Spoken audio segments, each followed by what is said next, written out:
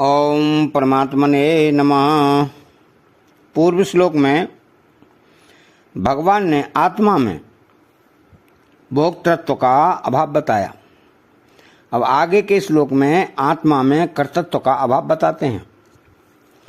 तो यथा प्रकाशयत्येकः कृत्संज्ञं लोकमिमं रवेः क्षेत्रं क्षेत्री तथा कृत्सन्नं प्रकाशयति भारत।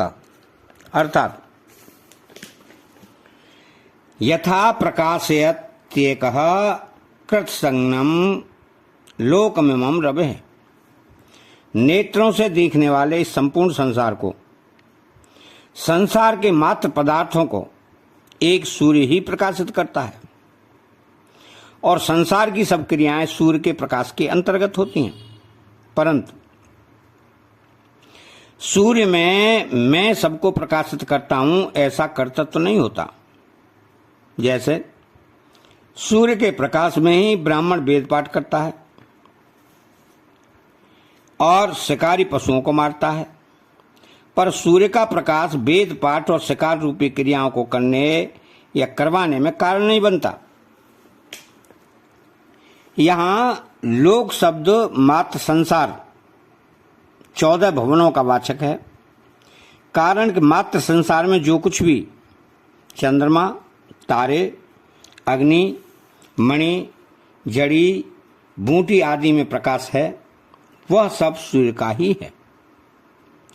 तो क्षेत्रम क्षेत्री तथा कृत्संज्ञं प्रकाशयति भारत, कि सूर्य की तरह एक ही क्षेत्रीय क्षेत्रज्ञ आत्मा संपूर्ण क्षेत्रों को प्रकाशित करता है।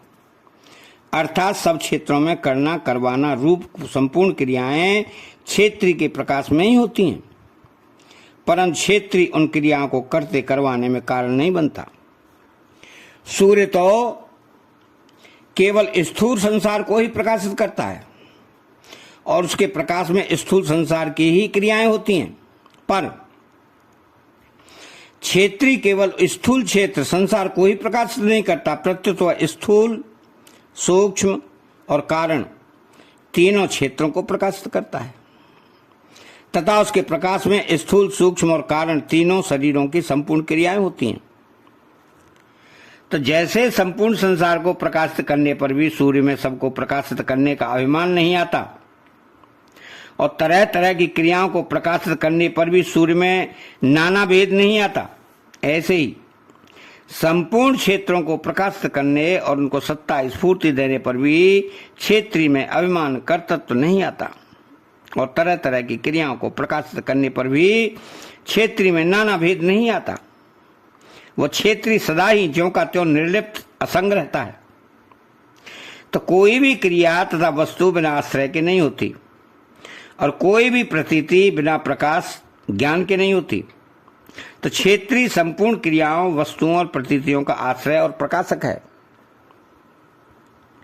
जैसे सूर्य संपूर्ण जगत दृश्य मात्र को प्रकाशित करता है और उसके प्रकाश में संपूर्ण शुभ अशुभ क्रियाएं होती हैं, पर सूर्य उन क्रियाओं का न तो कर्ता बनता है न भोक्ता ही बनता है।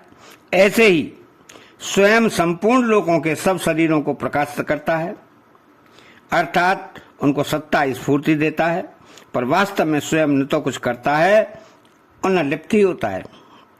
अर्थात उसमें न कर्तृत्व आता है न भोक्तृत्व आता है।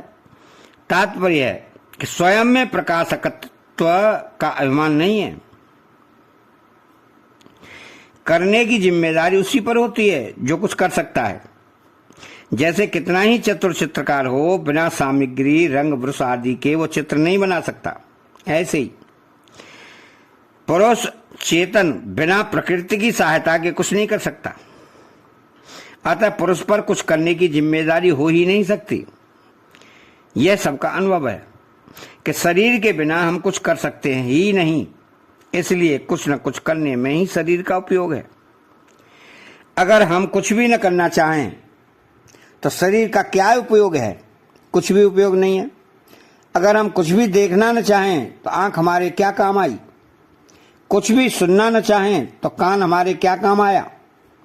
तो स्थूल क्रिया करने में स्थूल शरीर काम आता है, चिंतन ध्यान करने में सूक्ष्म शरीर काम आता है और स्थिरता समाधि में कारण शरीर काम आता है। अगर कुछ न करे तो तीनों शरीर हमारे काम क्या काम आए? शरीर और उसके द्वारा होने वाली क्रियाएं संसार के ही काम आती हैं। हमारा स्वरूप चिन्मय सत्ता मात्र है, अतः उसके लिए शरीर और उसकी क्रियाएं कुछ काम नहीं आती। चिन्मय सत्ता मात्र में कोई कमी नहीं आती, वह सर्वदा पूर्ण है। अतः हमारे को अपने लिए कुछ नहीं चाहिए। चिन्मय सत्ता के सिवाय दूसरा कोई है ही नहीं। कोई सत्ता एक ही हो सकती है, दो हो सकती ही नहीं।